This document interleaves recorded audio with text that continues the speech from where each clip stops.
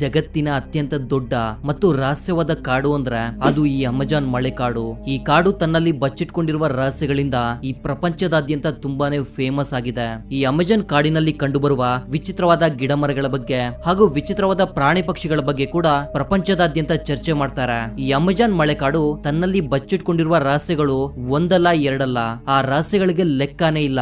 ಪ್ರತಿ ವರ್ಷ ಈ ಮಳೆಕಾಡಿನಲ್ಲಿ ನಮ್ಗೆ ಗೊತ್ತೇ ಇರದ ಎಷ್ಟೋ ಹೊಸ ಹೊಸ ಪ್ರಜಾತಿಯ ಜೀವರಾಶಿಗಳು ವಿಜ್ಞಾನಿಗಳಿಗೆ ಕಂಡು ಬರ್ತಾನೆ ಇವೆ. ಉದಾಹರಣೆಗೆ ಕೆಲವು ದಿನಗಳ ಹಿಂದೆ ಅಷ್ಟೇ ಜಗತ್ತಿನ ಅತ್ಯಂತ ಭಾರವಾದ ಅನಕೊಂಡ ಹಾವಿನ ಮತ್ತೊಂದು ಪ್ರಜಾತಿ ಕಂಡು ಬಂದಿದೆ. ಈಗ ವಿಜ್ಞಾನಿಗಳು ಹೊಸದಾಗಿ ಕಂಡು ಬಂದಿರುವ ಹಾವಿನ ಜಾತಿಯನ್ನೇ ಜಗತ್ತಿನ ಅತ್ಯಂತ ಭಾರಿ ಗಾತ್ರದ ಹಾವು ಅಂತ ಅನೌನ್ಸ್ ಮಾಡಿದ್ದಾರೆ. ಅಷ್ಟೇ ಅಲ್ಲ, ಈ ಅಮೆಜಾನ್ ಮಳೆಕಾಡು ತನ್ನಲ್ಲಿ ಎಷ್ಟು ರಹಸ್ಯಗಳನ್ನ ಬಚ್ಚಿಟ್ಕೊಂಡಿದೆಯೋ ಆಲ್ಮೋಸ್ಟ್ ಅಷ್ಟೇ ರಹಸ್ಯಗಳನ್ನ ಈ ಅಮೆಜಾನ್ ನದಿ ಕೂಡ ಬಚ್ಚಿಟ್ಕೊಂಡಿದೆ.